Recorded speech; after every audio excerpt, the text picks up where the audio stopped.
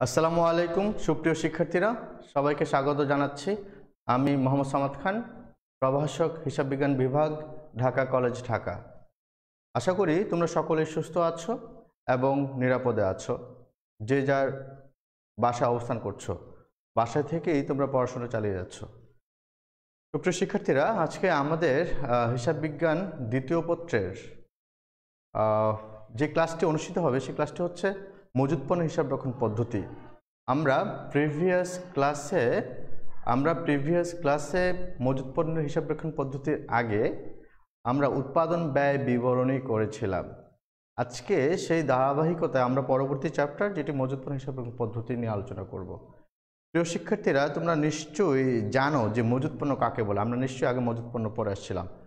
একটি প্রতিষ্ঠানে বিক্রয়ের উদ্দেশ্যে যে পণ্যগুলো রাখা হয়, অর্থাৎ যে পণ্যগুলোকে একসাথে রাখা হয় বিক্রয়ের উদ্দেশ্যে, সেই পণ্যগুলোকে আমরা বলি ব্যবসায়িক মজুদ পণ্য। ওকে, এবং আমরা জানি যে একটি ব্যবসা প্রতিষ্ঠান সে তার মুনাফা অর্জন করার জন্যই ব্যবসা পরিচালনা করে থাকে। অর্থাৎ মুনাফা অর্জনের নিমিত্তে যখন একজন ব্যবসায়ী ক্রয় বিক্রয় করে, পণ্য ক্রয় বিক্রয়ের মাধ্যমে যখন কিছু পণ্য পুনঃবিক্রয়ের জন্য প্রস্তুত করা হয় এবং পুনঃবিক্রয়ের জন্য যে নির্দিষ্ট সময়ান্তে যে পণ্যগুলো অবিকৃত থেকে থাকে, সেই পণ্যগুলোকে আমরা কি বলি? আমরা মজুদ পণ্য বলি। পণ্যের যে মজুদ পণ্য, আমরা মজুদ পণ্যের কথা বলে থাকি। অর্থাৎ আমরা বুঝতেই পারছি যে পণ্যগুলো পুনঃবিক্রয়ের উদ্দেশ্যে রাখা হয় এবং নির্দিষ্ট সময়ান্তে, সময়ের পরে ওই কিছু পণ্য অবিকৃত থেকে থাকে, সেই পণ্যগুলোকে আমরা মজুদ পণ্য বলি। তো প্রিয় শিক্ষার্থীরা, আমরা জানি যে যখন কোনো মজুদ পণ্য থাকে, অর্থাৎ আমরা যখন ক্রয় করি, কোনো পণ্য ক্রয় করি, সেই পণ্যগুলো দুইভাবে আমরা দেখিয়ে থাকি। সেটি একটি হচ্ছে বিক্রিত পণ্যের ক্রয় মূল্য, আর একটা হচ্ছে অবিকৃত পণ্যের ক্রয় মূল্য। অর্থাৎ আমরা এভাবে বলি যে ক্রয় সমান বিক্রিত পণ্যের মূল্য প্লাস অবিকৃত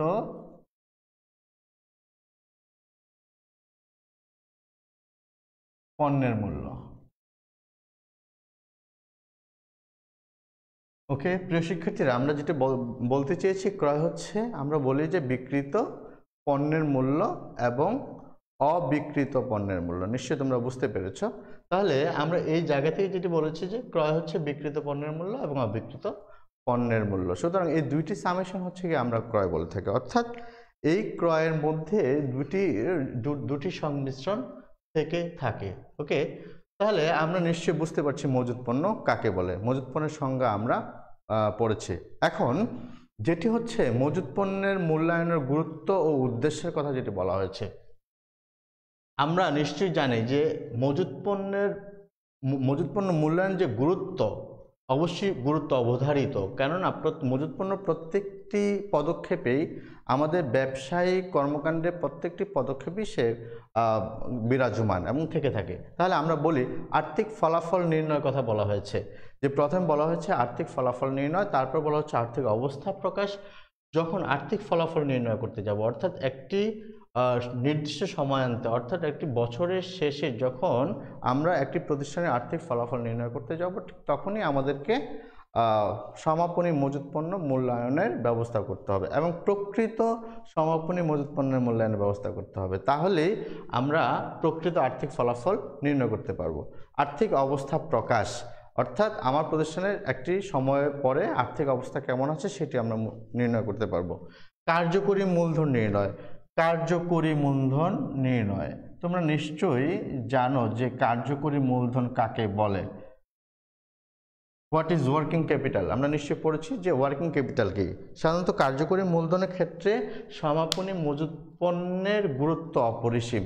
অর্থাৎ আমরা যখনই অনুপাত বিশ্লেষণ করতে গিয়েছিলাম, অনুপাত বিশ্লেষণের ক্ষেত্রেই আমরা কার্যকরী মূলধন সম্পর্কে করেছিলাম যে কার্যকরী মূলধনের সূত্রটি কি, নিশ্চয়ই আমরা পড়েছি। আর্থিক সচ্ছলতা যাচাই, অর্থাৎ আমরা যখন আর্থিক সচ্ছলতা যাচাই করব তখনও আমাদের এটি প্রয়োজন পড়বে।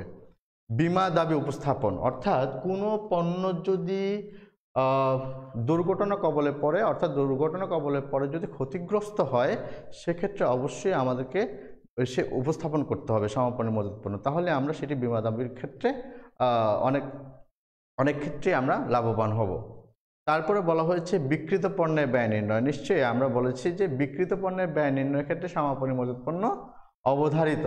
এর কারণ হচ্ছে যখন আমরা যদি সমাপনী মজুত পণ্যকে বাড়িয়ে দেখাই তাহলে বিক্রিত পণ্যের ব্যয়কে কমিয়ে দেখা হবে, অথবা যদি আমরা বলি বিক্রিত পণ্যের ব্যয়কে কমিয়ে দেখানো হলে তাহলে সমাপনী মজুত পণ্যকে বাড়িয়ে দেখানো হবে। সুতরাং আমাদের যেটি ইম্পর্টেন্ট সেটি হচ্ছে গিয়ে বিক্রিত ব্যয় নির্ণয়ের ক্ষেত্রে এটি আমাদের সবচাইতে প্রযোজ্য ক্ষেত্র, অর্থাৎ আমাদেরকে বিক্রিত পণ্যের ব্যয় নির্ণয় করার ক্ষেত্রে অবশ্যই সমাপনী মজুত পণ্য সুন্দর করে আমাদের নির্ণয় করতে হবে, অ্যাকচুয়াল সমাপনী মজুত পণ্য নির্ণয় করতে হবে। আমরা এর আগের ক্লাসগুলো তো দেখিয়েছিলাম, অর্থাৎ উৎপাদন ব্যয় বিবরণের ক্ষেত্রে দেখিয়েছিলাম যে বিক্রিত পণ্যের ব্যয় এবং সমাপনী মজুত পণ্যর কী ধরনের রিলেশন রয়েছে। এরপরে বলা হয়েছে ব্যবসায় পরিচালন কার্যক্রম হতে নগদ অর্থের আগমন নির্ণয়। অর্থাৎ আমরা ব্যবসায় পরিচালন কার্যক্রম, আমরা ব্যবসাকে যখন পরিচালনা করি, অর্থাৎ যখন ব্যবসায় পরিচালনা করতে যে আমাদের নগদ অর্থের আদান প্রদান ঘটে, অর্থাৎ আমরা বলতে পারি যে চলতি সম্পদ বা চলতি দায় যে ধরনের পরিবর্তনগুলো ঘটে এবং সেই সাথে আমাদের কিছু ব্যয় রয়েছে, যেমন অর্থাৎ অপচয় বা অন্যান্য ব্যয় বা ক্ষতি যেগুলো রয়েছে এগুলোর সংমিশ্রণ। এই ক্ষেত্রেও আমাদের চলতি সম্পদ, যেহেতু সমাপনী মজুত পণ্য চলতি সম্পদ হিসেবেই কাজ করে, সেহেতু পরিচালন কার্যক্রম হতে নগদ অর্থের আগমন নির্ণয় করার ক্ষেত্রেও সমাপনী মজুত পণ্য বা মজুত পণ্যের মূল্যায়ন অপরিসীম, অর্থাৎ মজুত পণ্যকে আমাদের মূল্যায়ন করতে হবে। কর দায় নির্ণয়, নিশ্চয়ই আমাদের এক একজনের কর দায় কত টাকা রয়েছে সেটি নির্ণয় করতে গেলেও আমাদের এটি প্রযোজ্য। তাহলে নিশ্চয়ই আমরা বুঝতে পারছি যে মজুত পণ্য মূল্যায়নের ক্ষেত্রে মজুত পণ্য মূল্যায়নের ক্ষেত্রে আমাদের যা যা করণীয় তা আমরা বুঝতে পেরেছি। প্রিয় শিক্ষার্থীরা, আজকে এখন যেটি বলা হচ্ছে যে আমরা আলোচনা করতে চাই bin card. What is bin card? Bin কার্ডের ক্ষেত্রে বলা হয়েছে যে আমরা মনে করি, আমরা ধরে নেই যখন কোনো কোম্পানির গুদাম করে, অর্থাৎ গুদাম করে কোন কোন স্টোরে কি কি মাল রাখা হয়েছে তালিকা সহকারে একটি কার্ড ঝোলানো থাকে, সেটিকে আমরা বিন কার্ড বলি। অর্থাৎ একটি প্রতিষ্ঠানের অভ্যন্তরে গুদাম করে স্পেসিফাই করে বলা থাকবে যে কোন কোন জায়গায় কি কি মাল রাখা আছে এবং সেই মালের বিবরণ সংক্রান্ত মালের সাথে সেই কার্ডটি থাকবে, সেটাকে আমরা বিন কার্ড বলি।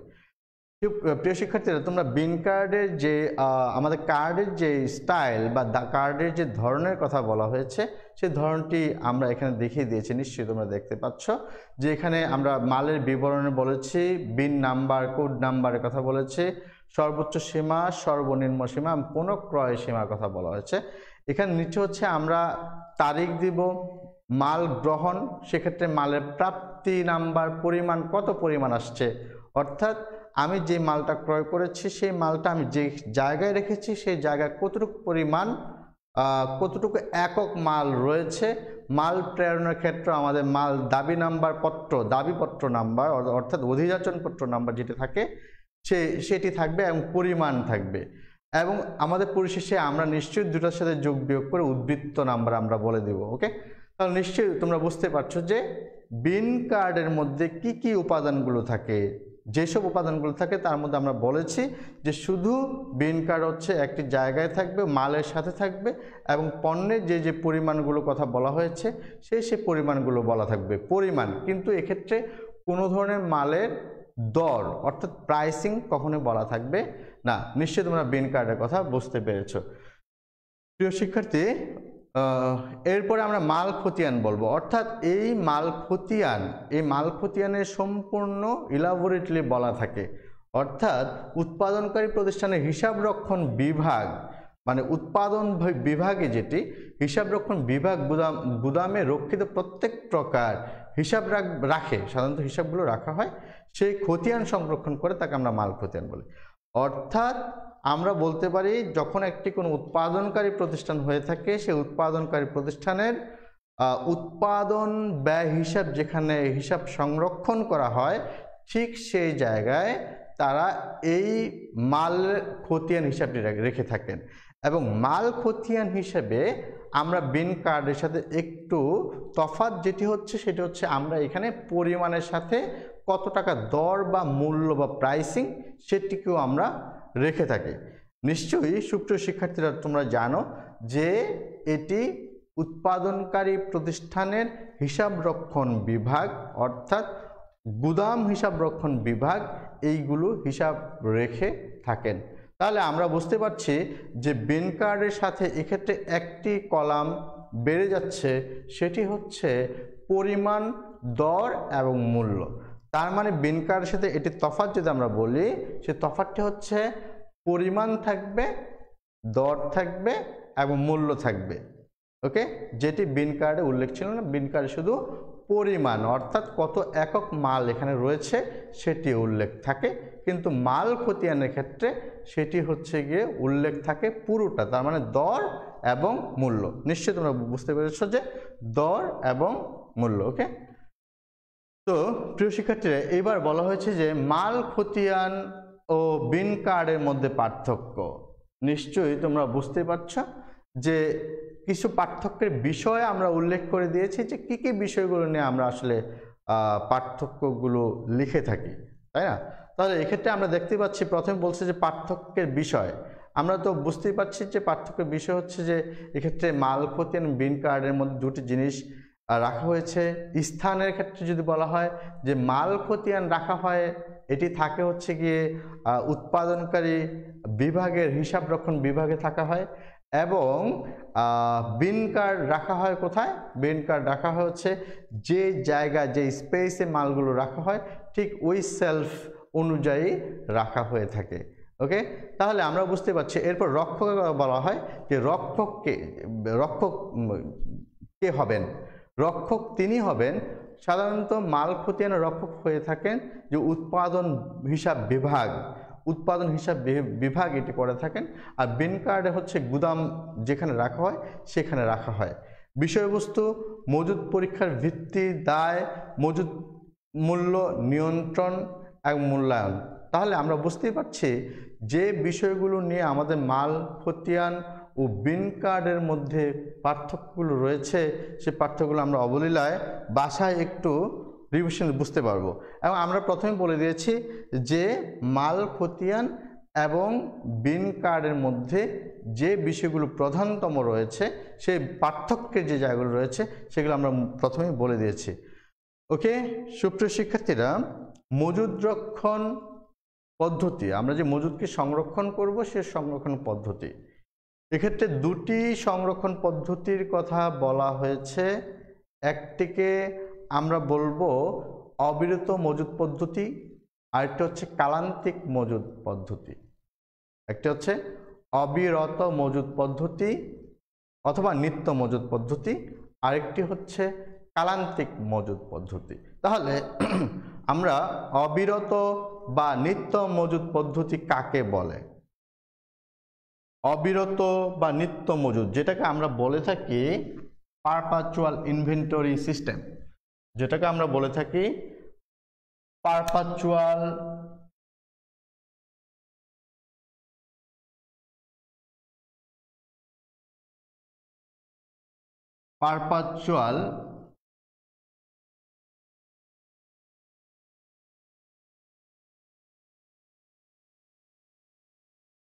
Inventory system. ওকে, তো শিক্ষার্থীরা এক্ষেত্রে যেটি বলা হয়েছে যে নিত্য মজুদ পদ্ধতি, নিত্য মজুদ পদ্ধতি সম্পর্কে আমরা জানি যে যদি কোনো বড় প্রতিষ্ঠান হয়ে থাকে, অর্থাৎ যে প্রতিষ্ঠানটি অনেক বড় এবং ওই প্রতিষ্ঠানের ক্রয় বিক্রয় নিত্য নৈমিত্তিক বিষয় এবং অনেক বেশি পণ্য ক্রয় বিক্রয় হয়ে থাকে, তাহলে সেক্ষেত্রে নিত্য মজুদ পদ্ধতি কাজ করা হয়। অর্থাৎ আমি যদি ধরি এরকম হতে পারে যে আমরা ধরলাম যে স্বপ্ন বা বিভিন্ন বাজারের কথা বলতে পারি, এই স্বপ্ন বা তারা হচ্ছে প্রতিনিয়ত ক্রয় করছে এবং প্রতিনিয়ত বিক্রয় করছে। যেহেতু তারা প্রতিনিয়ত ক্রয় করছে এবং সেহেতু তারা প্রতিনিয়তই মজুদ পণ্যের মূল্যায়ন করছে, এটাকেই আমরা বলবো অবিরত অথবা নিত্য মজুদ পদ্ধতি। আমরা বুঝতে পেরেছি যে আমরা বারবার বলেছি, আবার বলছি যে নিত্য মজুদ পদ্ধতি হচ্ছে সাধারণত যে পদ্ধতি ক্রয় বিক্রয়ের ক্ষেত্রে প্রতিনিয়ত মজুদ পণ্যকে মূল্যায়ন করা হয় সেটি হচ্ছে নিত্য মজুদ পদ্ধতি। আর কালান্তিক মজুদ পদ্ধতির ক্ষেত্রে যেটি বলা হয়েছে পিরিয়ডিক ইনভেন্টরি সিস্টেম। কালান্তিক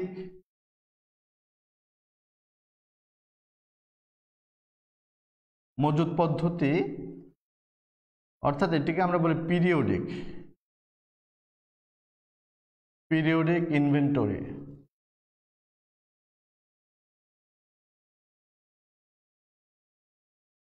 কালান্তিক মজুদ পদ্ধতি এটি সাধারণত ছোট প্রতিষ্ঠানে ব্যবহার করা হয়, যে প্রতিষ্ঠানগুলো সাধারণত আমরা বলি যে একটা সময় শেষে তার মজুদ মূল্যায়ন করা হবে, অর্থাৎ এটিকে আমরা 1 বছর বা যে কোনো একটা সার্টেন টাইম পরে যে কালান্তিক মজুদ পদ্ধতিতে আমরা মজুদ মূল্যায়ন করতে পারি। তো এটাকে আমরা বলেছি যে নিত্য মজুদ পদ্ধতি এবং কালান্তিক মজুদ পদ্ধতির মধ্যে একটি তফাৎ হচ্ছে যেটি নিত্য মজুদ পদ্ধতি বলেছি যে প্রতিনিয়ত ক্রয় বিক্রয়ের সাথে ক্রয় বিক্রয় করার পর সেটি মজুদ মূল্য নির্ধারণ করা হয়ে থাকে, মূল্যায়ন করে থাকে। এবং কালান্তিক মজুদ পদ্ধতি বলা হয়েছে যে এটি একটি সার্টেন টাইম পরে যে মজুদ মূল্যায়ন করা হয়ে থাকে। নিশ্চয়ই তোমরা বুঝতে পেরেছো। তাহলে আমাদের এখানে তফাৎ হচ্ছে বর্তমান বিশ্বে আমাদের পারপাচুয়াল ইনভেন্টরি সিস্টেম বেশি ইউজ করা হয়, আর পিরিয়ডিক ইনভেন্টরি সিস্টেমকে একটু কম ব্যবহার করা হয়ে থাকে। কারণ পিরিয়ডিক ইনভেন্টরি সিস্টেমের চাইতে পারপাচুয়াল ইনভেন্টরি সিস্টেম অর্থাৎ নিত্য মজুদ পদ্ধতি সবচাইতে বেশি অ্যাপ্লিকেবল এবং সবচেয়ে বেশি গ্রহণযোগ্য। তাহলে প্রিয় শিক্ষার্থীরা, আমরা নিশ্চয়ই বুঝতে পেরেছি যে নিত্য মজুদ পদ্ধতি এবং কালান্তিক মজুদ পদ্ধতি কি এবং কাকে বলে। ওকে প্রিয় শিক্ষার্থীরা, এরপরে আমরা এখানে বলা হয়েছে যে কালান্তিক মজুদ পদ্ধতিতে ব্যবসায়িক পণ্যের হিসাব রক্ষণ, এই ক্ষেত্রগুলো আমাদের জানতে হবে। যেহেতু আমাদের দুটো হিসাব রক্ষণ পদ্ধতি রয়েছে, অর্থাৎ আমরা দুটো হিসাব রক্ষণ পদ্ধতিতে আমরা মজুদ পণ্য সংরক্ষণ হিসাব করব। তাহলে এক্ষেত্রে আমাদের যেটি আমরা দেখতেই পাচ্ছি যে কালান্তিক মজুদ পদ্ধতিতে আমরা এখন কালান্তিক মজুদ পদ্ধতি কিছু জার্নাল শিখব। জার্নাল শেখার পরে আমরা ম্যাথ করব। আমরা এই হিসাব রক্ষণ পদ্ধতি অর্থাৎ মজুদ পণ্য হিসাব রক্ষণ পদ্ধতির ক্ষেত্রে দুটো পদ্ধতিতে আমরা যেটি করব সেটা হচ্ছে গিয়ে আমরা বলেছি এখন আমরা কালান্তিক মজুদ পদ্ধতি কিছু জাবেদা শিখব। নেক্সট ক্লাসে আমরা হয়তো বা আজকে আমরা কিছু নিত্য মজুদ পদ্ধতি সম্পর্কে কিছু জাবেদা শিখব, তারপর আমরা একটা বা দুটা ম্যাথ করব, তাহলে আমাদের দুটো বিষয় সম্পর্কে ক্লিয়ার চলে আসবে। ওকে, তো সুপ্রিয় শিক্ষার্থীরা, আমরা একটু দেখি যে কালান্তিক মজুদ পদ্ধতিতে ব্যবসায়িক পণ্যের হিসাব রক্ষণ। তাহলে এখানে যদি আমি বলি নগদে পণ্য ক্রয় করা হলো, নগদে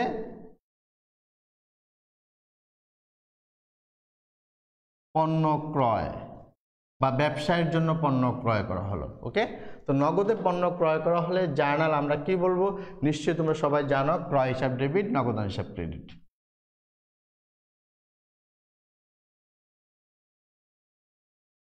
ক্রয় হিসাব ডেবিট,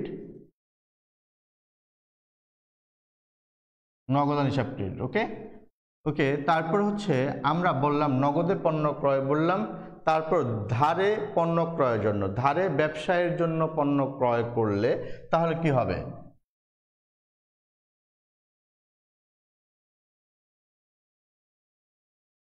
ধারে পণ্য ক্রয় অর্থাৎ ক্রয় হিসাব ডেবিট, ক্রয় হিসাব ডেবিট, প্রদেয় হিসাব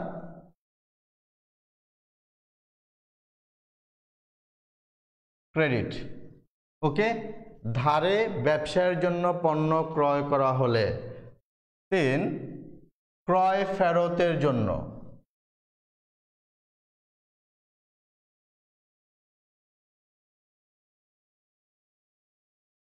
ক্রয় ফেরত হলে আমরা ক্রয় করেছিলাম তাকে ফেরত দিব, তাহলে ফেরত দিতে গেলে আমরা কি জার্নাল দিব? ক্রয় ফেরতের জন্য তাহলে আমরা বলবো প্রদেয় হিসাব ডেবিট,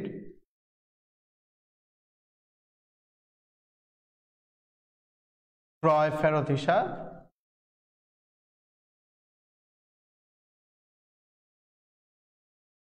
ওকে, তাহলে ক্রয় ফেরতের জন্য জার্নাল হচ্ছে প্রদেয় হিসাব ডেবিট, ক্রয় ফেরত হিসাব ক্রেডিট।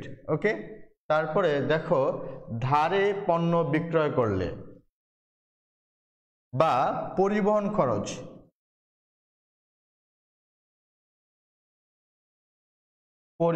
খরচ প্রদান করলে আমরা কি জার্নাল দিব? আন্তঃপরিবহন অথবা ক্রয় পরিবহন। আন্তঃপরিবহন হিসাব ডেবিট, নগদান হিসাব ক্রেডিট। ওকে, তারপরে ধারে পণ্য বিক্রয়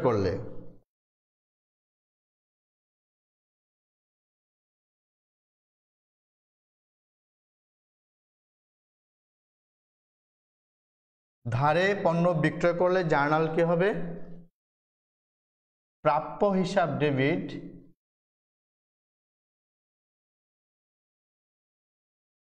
এবং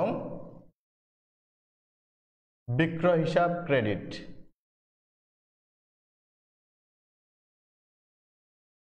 বিক্রয় হিসাব ক্রেডিট।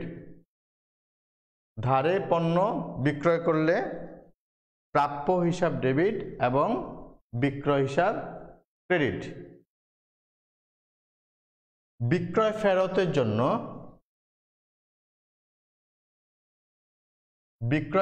জন্য আমরা যদি বিক্রয় ফেরতের জন্য বলি, বিক্রয়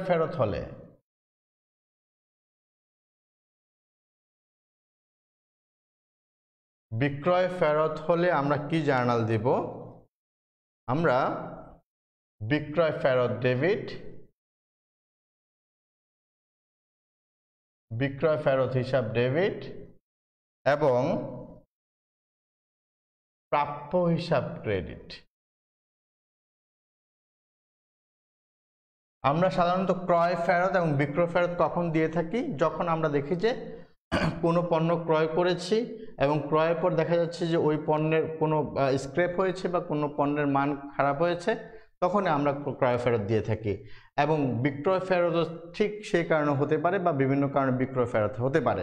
অর্থাৎ আমরা যে পণ্যটা বিক্রয় করেছি সেই পণ্যের মধ্যে কোনো খারাপ পণ্য রয়েছে, সেই পণ্যটা তারা ফেরত দিয়েছে, বিভিন্ন কারণে তারা পণ্য ফেরত দিতে পারে। এই কারণে আমাদের বিক্রয় ফেরত হিসাব ডেবিট এবং প্রাপ্য হিসাব ক্রেডিট। ওকে, তারপরে বিক্রয় পরিবহন হয়ে থাকলে সেক্ষেত্রে জার্নাল কি হবে? বিক্রয় পরিবহন খরচ। বিক্রয় পরিবহন খরচের ক্ষেত্রে বিক্রয় পরিবহন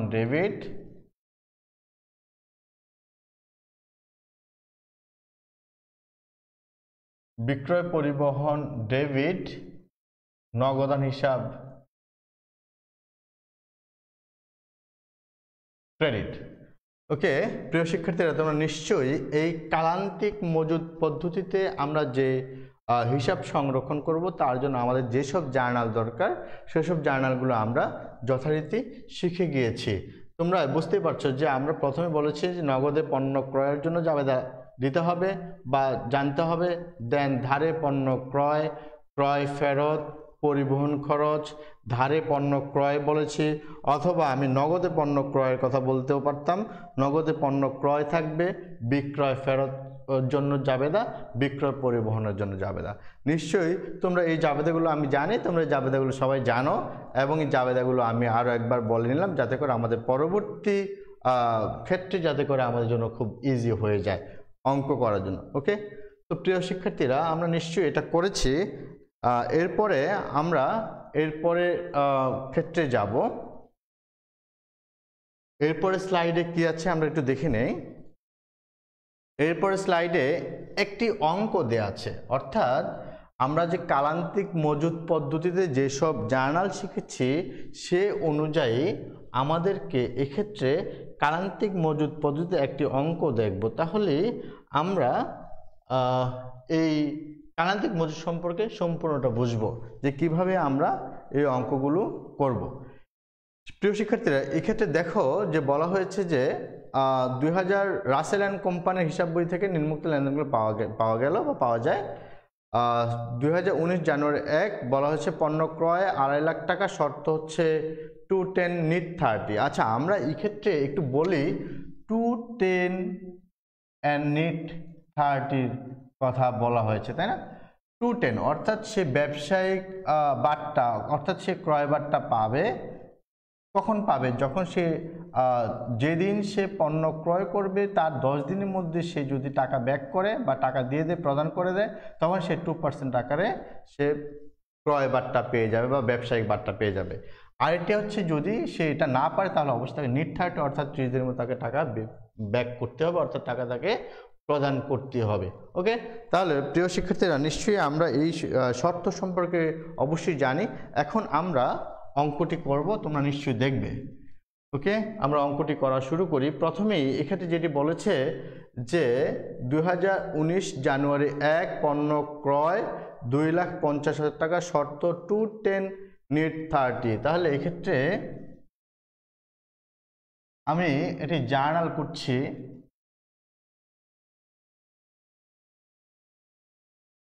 জার্নাল হচ্ছে কালান্তিক মজুদ পদ্ধতিতে।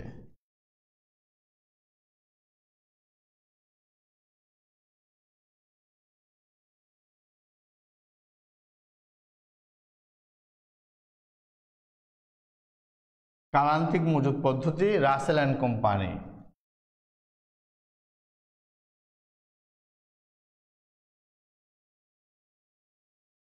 Rasel and company.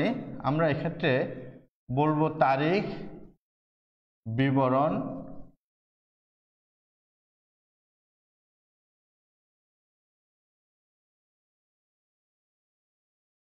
খতিয়ান পৃষ্ঠা, টাকা। জাস্ট আমরা এতটুকু বলে নিলাম। ওকে, তাহলে প্রথমে বলা হচ্ছে যে জানুয়ারি 1, 2019 জানুয়ারি 1 এক্ষেত্রে যেটি বলা হয়েছে যে পণ্য ক্রয় 2.5 লাখ টাকা। পণ্য ক্রয় হচ্ছে 2.5 লাখ টাকা, অর্থাৎ ক্রয় করেছে। আমরা দেখি তাহলে কি বলছে, ক্রয় হিসাব ডেবিট এবং প্রদেয় হিসাব ক্রেডিট। ক্রয় হিসাব ডেবিট এবং প্রদেয় হিসাব ক্রেডিট। কত টাকা? 2.5 লাখ টাকা। আমি চাইলে আরেকটি ঘর ক্রেডিটের ঘর তৈরি করে নিতে পারি।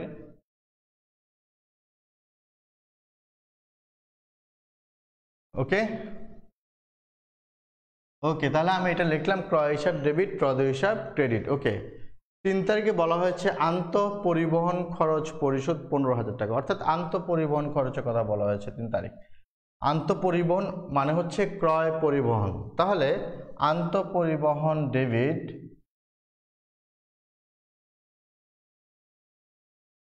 আন্তঃপরিবহন ডেবিট, নগদান হিসাব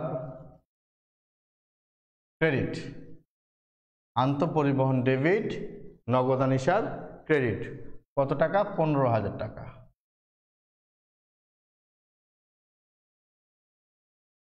ওকে, তারপরে বলা হয়েছে যে 4 তারিখে বলছে ত্রুটিপূর্ণ হওয়ায়, আমাদের কিছু পণ্য ত্রুটিপূর্ণ হওয়ার কারণে 1 জানুয়ারি তারিখে ক্রয়কৃত 5,000 টাকা পণ্য ফেরত দেওয়া হলো।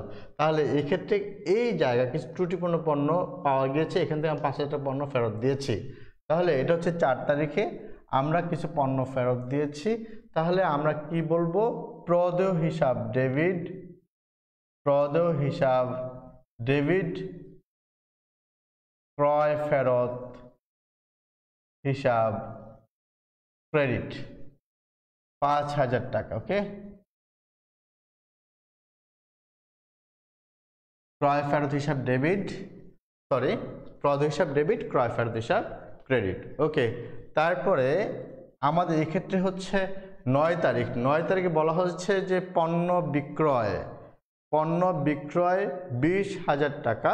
এক্ষেত্রে শর্ত বলা হয়েছে, শর্ত 212 নিট 30, 212 নিট 30। তাহলে পণ্য বিক্রয়ের কথা বলা হয়েছে।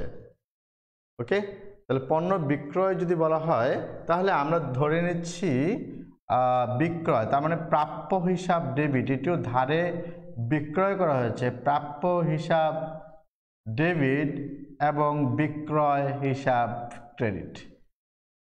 ওকে, প্রাপ্য হিসাব ডেবিট এবং বিক্রয় হিসাব ক্রেডিট। ওকে, তাহলে প্রাপ্য হিসাব কত টাকা? এখানে 9 তারিখ যেটি হচ্ছে 20,000 টাকার কথা বলা হয়েছে, 20,000 টাকা প্রাপ্য হিসাব ডেবিট এবং বিক্রয় হিসাব ক্রেডিট। ওকে প্রিয় শিক্ষার্থীরা, এরপরে যেটি বলা হয়েছে 10 তারিখে বহি পরিবহন পরিশোধ অর্থাৎ বিক্রয় পরিবহন, আমরা বহি পরিবহন বলবো বা বিক্রয় পরিবহন বলে থাকি, এটিকে বলবো বহি পরিবহন ডেবিট ডেবিট এবং নগদান হিসাব ক্রেডিট। বহি পরিবহন হিসাব ডেবিট এবং নগদান হিসাব ক্রেডিট। তাহলে বহি পরিবহন কত টাকা দেওয়া আছে? 1,000 টাকা পরিশোধ করা হয়েছে, নিশ্চয়ই 1,000 টাকা এখানে দেওয়া হয়েছে। ওকে, তারপর হচ্ছে 12 তারিখ। 12 তারিখ কি বলা হয়েছে? 12 তারিখে আমাদের এখানে জানতে চেয়েছে যে পণ্য ধারে ক্রয়, পণ্য ধারে ক্রয় 45,000 টাকা, শর্ত 210 নিট 30 বলা হয়েছে। অর্থাৎ এখানেও পণ্য ধারে ক্রয় করা হয়েছে। তাহলে যদি পণ্য ধারে ক্রয় করা হয়ে থাকে তাহলে আমরা জার্নাল কি দিব? তাহলে আমরা জার্নাল দিব পণ্য ধারে ক্রয় করা হয়েছে, তাহলে ক্রয় হিসাব ডেবিট এবং প্রদেয় হিসাব ক্রেডিট। ক্রয় হিসাব ডেবিট এবং প্রদেয় হিসাব ক্রেডিট 45,000 টাকা।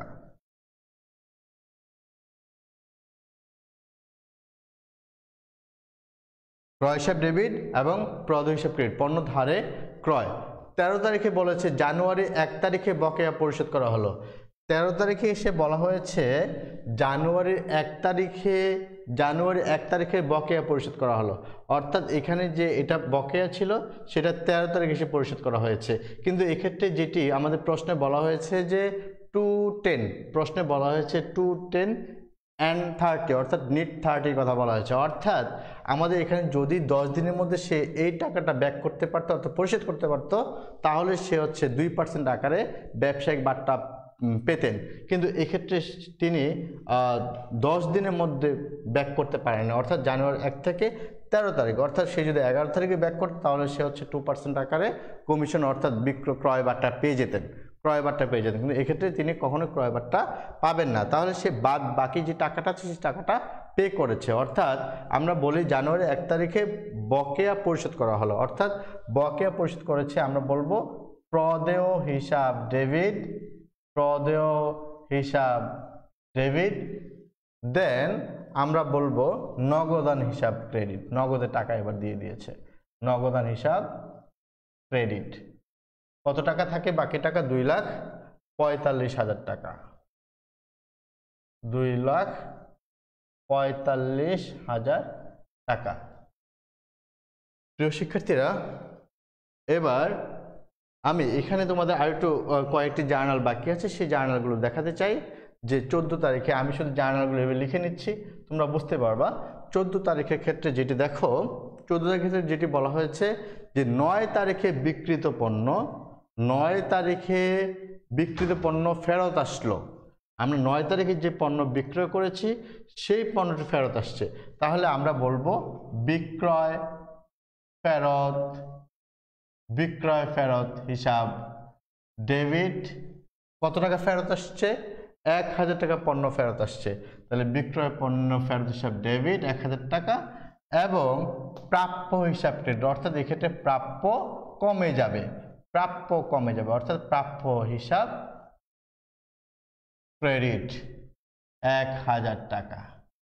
ওকে, তাহলে আমরা বুঝতেই পারছি যে প্রাপ্য হিসাব বিক্রয় ফেরত হিসাব ডেবিট এবং প্রাপ্য হিসাব ক্রেডিট 14 তারিখে এটি ঘটেছে। এবার আমরা দেখব 17 তারিখ। ওকে, 17 তারিখে প্রশ্নে বলা আছে 9 তারিখে প্রাপ্য হিসাবে টাকা আদায় হলো, অর্থাৎ 9 তারিখে যে টাকাটা প্রাপ্য ছিল এই টাকাটি আদায় হয়েছে। অর্থাৎ আমাদের প্রাপ্য ছিল 20,000 টাকা, তার মধ্যে আমরা বিক্রয় ফেরত দিয়েছি 1,000 টাকা, বিক্রয় ফেরত আসছে 1,000 টাকা, অর্থাৎ আমাদের 19,000 টাকা রয়েছে। তাহলে 9 তারিখে প্রাপ্য হিসেবে টাকা, এটি আমাদের যে 9 তারিখে যে ঘটনা ঘটেছিল সেক্ষেত্রে আমরা বলেছি শর্ত হচ্ছে 2/12 এবং নিট 30 কথা বলা হয়েছে। তাহলে 9 তারিখ থেকে যদি আমরা 17 তারিখের কথা বলি তাহলে এটি অবশ্যই 2/12 এর মধ্যে রয়েছে, অর্থাৎ 12 দিনের মধ্যে এই ঘটনাটি ঘটেছে।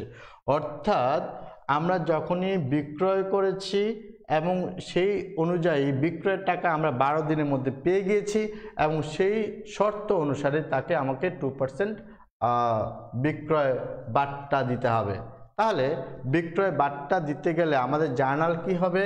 আমাদের জার্নাল হবে নগদান হিসাব ডেবিট, নগদান হিসাব ডেবিট, বিক্রয় বাট্টা হিসাব ডেবিট এবং প্রাপ্য হিসাব ক্রেডিট। অর্থাৎ আমরা 9 তারিখে প্রাপ্য হিসাবে টাকা আদায় হলো, অর্থাৎ 9 তারিখে যে টাকাটা আমরা পেতাম সেই টাকাটা আমরা 17 তারিখে এসে পেয়ে গেছি এবং অবশ্যই যে শর্ত ছিল সে শর্তটি ছিল 2/12, সেই শর্তটি ছিল 2/12, অর্থাৎ 12 দিনের মধ্যে হলে আমরা তাকে 2% আকারে কমিশন অর্থাৎ বিক্রয় বাট্টা দিব। তার মানে আমাদের 12 দিনের মধ্যে রয়েছে। 9 আর 10 হচ্ছে 19, তার মানে 10 দিনের আগে, অর্থাৎ 8ম দিনে সে টাকাটি ব্যাক করেছে। সুতরাং আমাদের এক্ষেত্রে জার্নাল দিব প্রাপ্য হিসাব কত টাকা ছিল?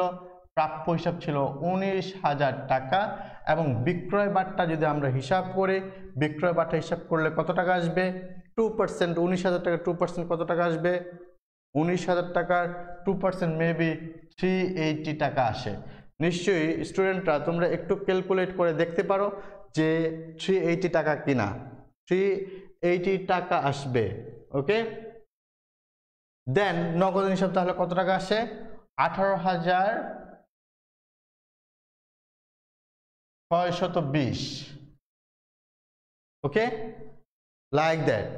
তোমরা নিশ্চয়ই বাসায় একটু যোগ বিয়োগ করে নিবে এবং 2% আগে বের করে নিতেই পারো যে 2%, 19,000 টাকার 2% কত আসে। ওকে, তাহলে নিশ্চয়ই তোমরা বুঝতেই পারছো যে 380 টাকার মতো আসবে এবং নগদান হিসাব হচ্ছে 18,620 টাকা। ওকে, দেন আমাদের এখানে আরেকটি 20 তারিখের জার্নাল রয়েছে, যে 20 তারিখের জার্নালে কি বলা হয়েছে?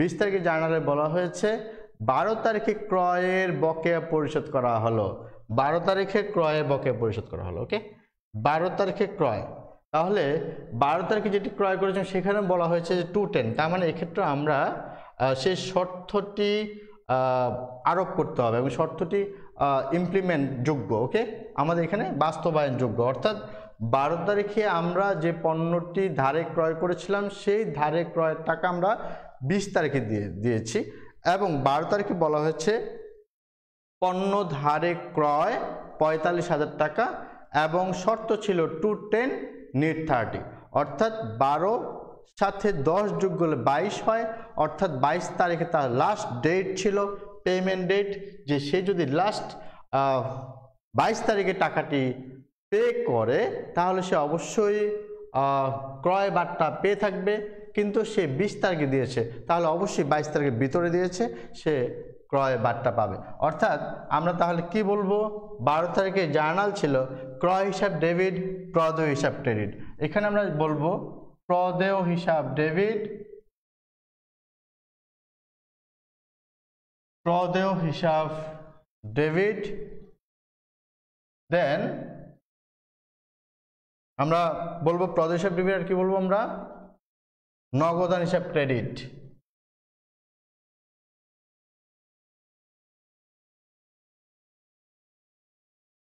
এবং সেই সাথে আমরা বলবো ক্রয় বাট্টা হিসাব ক্রেডিট। ওকে, তাহলে প্রদেয় হিসাব কত টাকা রয়েছে আমাদের? প্রদেয় হিসাব ছিল এক্ষেত্রে 45,000 টাকা। প্রদেয় হিসাব কত ছিল আমাদের? 45,000 টাকা। তাই প্রদেয় হিসাব 45,000 টাকা, ক্রয় প্রদেয় হিসাব 45,000 টাকা, 45,000 টাকা। ওকে, তাহলে 45,000 টাকা, 45,000 টাকার 2% কত টাকা আসে এবং নগদান হিসাব কত টাকা, তাহলে 2% বাদ দিলে আমাদের বাকি টাকাটা হবে নগদান হিসাব। ওকে, তাহলে আমরা দেখতেই পাচ্ছি যে এক্ষেত্রে কত আসে। স্টুডেন্ট তোমরা বের করে দেখতেই পারো যে এক্ষেত্রে আমাদের ক্রয়বারটা আসবে 45,000 টাকা 2%, অর্থাৎ ক্যালকুলেট করো, নগদান হিসাব 45,000 টাকা 44,000 টাকার মতো আসবে, ক্রয়বারটা 1,000 এরকম সামথিং আসবে বা এরকম এলস আসবে। ওকে, তারপর আমরা একটু অ্যাড করে দেখি, একটু হিসাব করে দেখি 1 মিনিট। তাহলে এক্ষেত্রে কি হতে পারে, 45,000 টাকা ইন্টু 2%, তাই না, 900 টাকা আসে। সরি, আমি 100 টাকা বেশি বলে ফেলেছি, 900 টাকা আসবে এক্ষেত্রে। ওকে, আর এখানে আসবে কত, 44,100 টাকা আসবে। এই হচ্ছে বিষয়টি। তাহলে প্রিয় শিক্ষার্থীরা, আমরা বুঝতেই পারছি যে তোমরা বাসায় একটু ক্যালকুলেট করে নিবে, যে আমরা যখন একটু ক্যালকুলেট করব তখন আমরা বুঝতে পারবো যে আসলে আমাদের কোথায় কি কি হিসেব রয়েছে বা কিভাবে আমরা করতে পারি। প্রিয় শিক্ষার্থীরা, এরপরে আমরা একটু দেখব, এরপরে আমরা একটু দেখতে পারি যে আমাদের পরবর্তী যেটি বলা হয়েছে যে অবিরত বা নিত্য মজুদ পদ্ধতি। অবিরত বা নিত্য মজুদ পদ্ধতিতে যেটি বলা হয়েছে সেটির ক্ষেত্রে যদি আমরা একটু চিন্তা করি,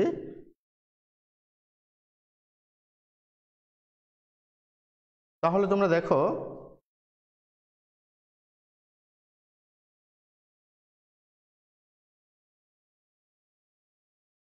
হ্যাঁ, তাহলে তোমরা দেখো একটু অবিরত বা নিত্য মজুদ পদ্ধতি কিছু জাবেদা করব আমরা। অর্থাৎ আমরা একটু আগে কালান্তিক মজুদ পদ্ধতিতে যে জাবেদাগুলো শিখেছিলাম, এখন আমরা নিত্য মজুদ পদ্ধতি। আমরা বলেছি যে কালান্তিক মজুদ পদ্ধতিতে একটি সময়সীমার পরে, অর্থাৎ একটি নির্দিষ্ট সময়ের পরে আমরা মজুদ পণ্য মূল্যায়ন করে থাকি। কিন্তু নিত্য মজুদ বা অবিরত মজুদ পদ্ধতিতে বলা হয়েছে আমরা যখনই কোনো পণ্য ক্রয় করব বা যখনই কোনো পণ্য বিক্রয় করব তখনই আমরা বারে বারে সবসময় আমরা প্রতিনিয়ত মজুদ পণ্য মূল্যায়ন করব। এই কারণে আমাদের মজুদ পণ্য মূল্যায়নের ক্ষেত্রে, অবিরত মজুদ পদ্ধতিতে মজুদ পণ্য মূল্যায়নের ক্ষেত্রে আমাদের যে সকল জাবেদা শেখা জরুরি সেই সকল জাবেদাগুলো আমরা এখন একটু শিখব। দেখি, প্রথমে বলা হয়েছে নগদে ব্যবসায়িক পণ্য ক্রয়ের জন্য। নিশ্চয়ই আমরা আগেও এরকম শিখেছিলাম, নগদে ব্যবসায়িক পণ্য বা নগদে পণ্য ক্রয় করা হলে এটি আমরা বলেছি কি অবিরত বা নিত্য মজুদ পদ্ধতি। অবিরত বা নিত্য মজুদ পদ্ধতিতে আমরা যখন শিখব তখন আমরা কি বলবো, যে পণ্য ক্রয় করলে নগদে,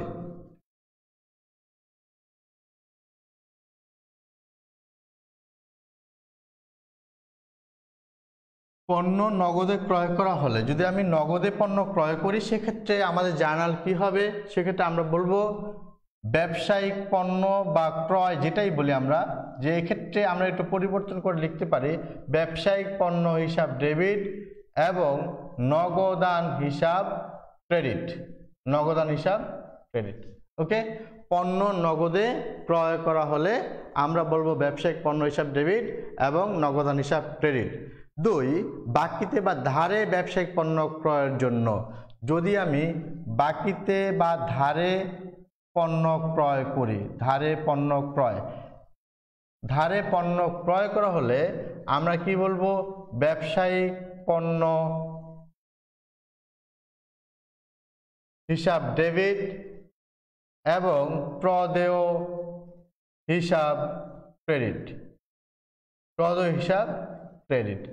ওকে, তারপরে আমরা দেখি 3 নাম্বার, ক্রয়কৃত পণ্য ফেরতের জন্য। যদি আমরা ক্রয়কৃত পণ্য ফেরত আসে বা ক্রয়কৃত পণ্য ফেরত আসলে ফেরতের জন্য, তাহলে যদি ক্রয়কৃত পণ্য ফেরত আসে তখন আমরা কি জার্নাল বলবো, তখন আমরা বলবো প্রদেয় হিসাব ডেবিট, প্রদেয় হিসাব ডেবিট এবং ব্যবসায়িক পণ্য হিসাব ক্রেডিট। অর্থাৎ এক্ষেত্রে আমরা ব্যবসায়িক পণ্যকেই বেশি কাজে লাগাচ্ছি। ওকে, 4 নম্বরে বলা হয়েছে যে ক্রয়কৃত পণ্যের জন্য যদি আমরা বলি যে FOB অর্থাৎ ফ্রি অন বোর্ড অর্থাৎ FOB শিপিং পয়েন্ট বহন খরচ পরিশোধ করলে, FOB শিপিং পয়েন্ট বহন খরচ পরিশোধ করলে সেক্ষেত্রে জার্নাল হবে ব্যবসায়িক পণ্য হিসাব ডেবিট, নগদান হিসাব ক্রেডিট। ব্যবসায়িক পণ্য হিসাব ডেবিট, নগদান হিসাব ক্রেডিট। তারপরে বলা হয়েছে এক্ষেত্রে ক্রয়বার্তার সময়ের মধ্যে, আমরা একটু আগে সেটি শিখেছিলাম, ক্রয়বার্তার সময়ের মধ্যে যদি আমরা বাকিতে ক্রয়ের টাকা পরিশোধ করি, অর্থাৎ আমরা একটু আগে যেটি বলেছি যে 2, 10 and 30, অথবা আমরা যেটি বাংলায় বলেছিলাম 2, 10 need 30 এরকম বলেছিলাম, তাই না? এরকম যদি কোনো শর্তের মধ্যে সেটি থাকে তাহলে শর্তের মধ্যে থাকলে আমাদের জার্নালটি এরকম হবে যে ক্রয়বার্তা সময়ের মধ্যে, বা আমরা যদি বলি ক্রয়বার্তা সময়ের মধ্যে, ক্রয় তোমাদের লিখে দেখাচ্ছি, ক্রয়বার্তার সময়ের মধ্যে অর্থাৎ এই সময়ের মধ্যে যদি হয়, ক্রয়বার্তার সময়ের মধ্যে বাকিতে পরিশোধ করা হলে, বাকিতে পরিশোধ করা হলে, অর্থাৎ যে জিনিসটি বাকিতে ক্রয় করা হয়েছে সেই জিনিসটি তো যদি এর মধ্যে ঘটে তাহলে আমরা কি জার্নাল দিব? তাহলে আমরা জার্নাল দিব প্রদেয় হিসাব ডেবিট, প্রদেয় হিসাব ডেবিট, দেন আমরা কি বলবো? প্রদেয় হিসাব ডেবিট, নগদান হিসাব ক্রেডিট এবং ব্যবসায়িক পণ্য হিসাব ক্রেডিট। প্রদেয় হিসাব ডেবিট, নগদান হিসাব ক্রেডিট এবং ব্যবসায়িক পণ্য হিসাব ক্রেডিট। অর্থাৎ যে ক্ষেত্রে ক্রয় ফেরত অথবা বিক্রয় ফেরতের কথাটি আসছে এবং পণ্য ক্রয়ের কথাটি আসছে সেক্ষেত্রে আমরা ব্যবসায়িক পণ্য হিসাবটিকে বেশি ব্যবহার করছি। ব্যাপারটা বোঝাতে পেরেছি? তাহলে এক্ষেত্রে কি হয়েছে, আমরা এর আগেও ব্যবহার করেছিলাম প্রদেয় হিসাব ডেবিট, নগদ ক্রেডিট এবং ক্রয় ফেরত হিসাব ক্রেডিট, ক্রয় ফেরত হিসাব ক্রেডিট, এটিকে আমরা ব্যবহার করেছিলাম। কিন্তু এক্ষেত্রে আমরা ক্রয় ফেরতের পরিবর্তে জাস্ট ব্যবসায়িক পণ্য হিসাবটিকে আমরা ব্যবহার করেছি। ওকে, তাহলে আমরা নিশ্চয়ই বুঝতে পারছি। এরপরে যেটি আমাদের রয়েছে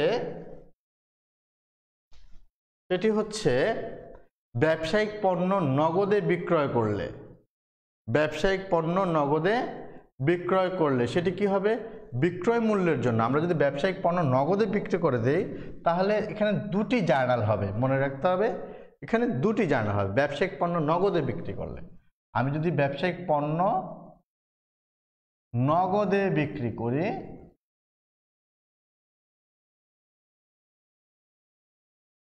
ব্যবসায়িক পণ্য নগদে বিক্রয় করলে সেক্ষেত্রে দুটি জার্নাল হবে, একটি হচ্ছে বিক্রয় মূল্যের জন্য আরেকটি হচ্ছে বিক্রিত পণ্যের ব্যয়ের জন্য। তাহলে বিক্রয় মূল্যের জন্য কি?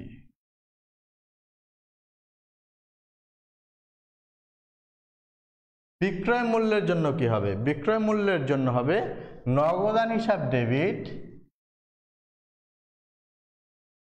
এবং বিক্রয় হিসাব ক্রেডিট। আরেকটি জার্নাল হবে বিক্রিত পণ্যের ব্যয়ের জন্য। আরেকটি জার্নাল কিসের জন্য হবে? বিক্রিত পণ্যের ব্যয়ের জন্য হবে। তাহলে বিক্রিত পণ্যের ব্যয়ের জন্য কি হবে?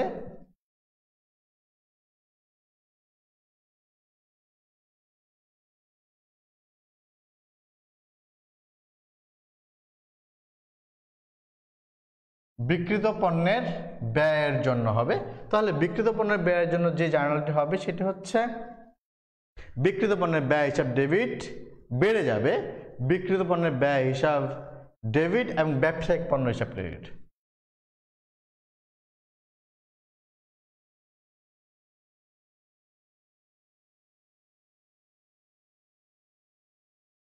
এবং ব্যবসায়িক পণ্য হিসাব ক্রেডিট। ব্যবসায়িক পণ্য হিসাব ক্রেডিট। ওকে, তারপরে আমরা যেটি বলেছি যে ব্যবসায়িক পণ্য ধারে বিক্রি করলে, তাহলে ব্যবসায়িক পণ্য নগদে বিক্রি করলে এবং ব্যবসায়িক পণ্য ধারে বিক্রি করলে, তাহলে আমরা বুঝতেই পারছি যে এখানে বলছে নগদে বিক্রয় এবং ধারে বিক্রি। তাহলে ধারে বিক্রি করলে আমাদের সেম একই ব্যাপারটি ঘটবে, তাই না? সেম একই ব্যাপারটি ঘটবে। এখানে আমরা জাস্ট বিক্রয় মূল্যের জন্য কি বলবো যে প্রাপ্য হিসাব ডেবিট, বিক্রয় হিসাব ক্রেডিট। আর এক্ষেত্রে বিক্রিত পণ্যের ব্যয়ের জন্য সেম একই কথাটি লিখবো যে বিক্রিত পণ্যের ব্যয় হিসাব ডেবিট, ব্যবসায়িক পণ্য হিসাব ক্রেডিট। অর্থাৎ পণ্য যদি আমরা নগদে বিক্রি করি তাহলে এই জার্নাল হবে, আর পণ্য যদি আমরা ধারে বিক্রি করি তাহলে বিক্রয় মূল্যের ক্ষেত্রে জাস্ট এই ক্ষেত্রে আমরা কি লিখব, এক্ষেত্রে আমরা প্রাপ্য হিসাব কথাটি লিখব যে প্রাপ্য হিসাব ডেবিট, বিক্রয় হিসাব ক্রেডিট। ওকে প্রিয় শিক্ষার্থীরা, তারপরে আমাদের আর কয়েকটি জার্নাল থাকবে, সেই জার্নাল দেখি, সেই জার্নালটি হয়ে গেলে আমাদের আজকের জন্য ক্লাস শেষ হয়ে যাবে। তো এক্ষেত্রে যেটি বলা হচ্ছে বিক্রয় ফেরত ও ছাড়ের জন্য, আমরা তাই না, বিক্রয় ফেরত এবং ছাড়, আমরা এটিও আগেও বলেছি যে বিক্রয় ফেরত বা ছাড় যদি হয়ে থাকে সেক্ষেত্রে কি হয়ে যাবে। তাহলে বিক্রয় ফেরত ছাড়ের জন্য এক্ষেত্রে দুটি জার্নালের কথা বলা হয়েছে। একটি জার্নাল হচ্ছে বিক্রয় মূল্যের জন্য, আমরা যদি বলি বিক্রয় মূল্যকে আগে অ্যাড করতে হবে বিক্রয় ফেরতের জন্য। আগে বলে নিচ্ছি, বিক্রয় ফেরত আমরা হিসাবভুক্ত করতে গেলে বিক্রয় ফেরত বা ছাড়ের জন্য, বিক্রয় ফেরত বা ছাড়ের জন্য প্রথম হচ্ছে গিয়ে আমরা বলেছি যে বিক্রয় মূল্যের জন্য, আসলে বিক্রয় মূল্যের জন্য সেটি হচ্ছে আমরা বলে থাকি যে বিক্রয় ফেরত, সাধারণত বিক্রয় ক্রেডিট হয় তাহলে বিক্রয় ফেরত ডেবিট, বিক্রয় ফেরত ডেবিট, প্রাপ্য হিসাব ক্রেডিট। এটা আমরা আগেও করেছি, বিক্রয় ফেরত হিসাব ডেবিট আর হচ্ছে প্রাপ্য হিসাব ক্রেডিট। আগে প্রাপ্য হিসাব ডেবিট ছিল, এখন সেটি ক্রেডিট হয়ে যাবে। আর 2 নম্বর যেটি হচ্ছে কি বিক্রিত পণ্যের ব্যয়ের জন্য, সেটি আমরা আবারও বলছি সেম আগেটা অল্টার করবে, অর্থাৎ ব্যবসায়িক পণ্য হিসাব ডেবিট এবং বিক্রিত পণ্যের ব্যয় হিসাব অল্টার করছে, বিক্রিত পণ্যের ব্যয় হিসাব ক্রেডিট। ওকে, তাহলে একই জিনিসটি হচ্ছে যে এক্ষেত্রে আমরা বিক্রিত পণ্যের ব্যয় যখন আমরা হিসাবভুক্ত করবে, আমরা দুটিকে হিসাবভুক্ত করছি, একটা বিক্রয় মূল্যের জন্য আর হচ্ছে বিক্রিত পণ্যের ব্যয় হিসাবের জন্য। তাহলে বিক্রয় মূল্যের জন্য আমরা হিসাবভুক্ত করেছি বিক্রয় ফেরত ডেবিট, প্রাপ্য হিসাব ক্রেডিট, এবং যখন বিক্রিত পণ্যের ব্যয় হিসাবভুক্ত করতে যাব তখন আমরা বলেছি ব্যবসায়িক পণ্য হিসাব ডেবিট, বিক্রিত পণ্যের ব্যয় হিসাব ক্রেডিট। ওকে, তারপরে আমরা এখানে বলেছি বিক্রিত পণ্যের পরিবহন খরচ দেওয়া হলে সেক্ষেত্রে আমরা নিশ্চয়ই সেই জার্নালটা দেখেছি, সেই জার্নালটি আগের মতো করেই দেওয়া আছে যে বিক্রয় পরিবহন বা আমরা যেটাই বলি বিক্রয় পরিবহন ডেবিট, নগদ হিসাব ক্রেডিট। দেন বলা হয়েছে যে বিক্রয় বাট্টার সময়ের মধ্যে, এটা নিশ্চয়ই আমরা পড়েছি, আগে করে আসছি, বিক্রয় বাট্টার সময়ের পর বাকি বিক্রয় নগদ পাওয়া গেল। তাহলে আমরা নিশ্চয়ই বুঝতে পারছি যে এই পর্যন্ত যদি আমরা জার্নালগুলো শিখি তাহলে অবশ্যই আমরা অবিরত মজুদ পদ্ধতিতে কিভাবে অঙ্ক করতে হয়, সমাধান করতে হয় সেটা আমরা নিশ্চয়ই পারবো। আমি আশা করছি তোমরা আগামী ক্লাসে অর্থাৎ আমার যেদিন ক্লাস রয়েছে, মঙ্গলবার দিন মেবি ক্লাস রয়েছে, সেদিন তোমরা অবিরত মজুদ পদ্ধতিতে একটি অঙ্ক বাসায় করবে। ওকে, সুপ্রিয় শিক্ষার্থীরা, তোমরা সকলেই সুস্থ থাকো এবং সুন্দর থাকো। সবাইকে ধন্যবাদ।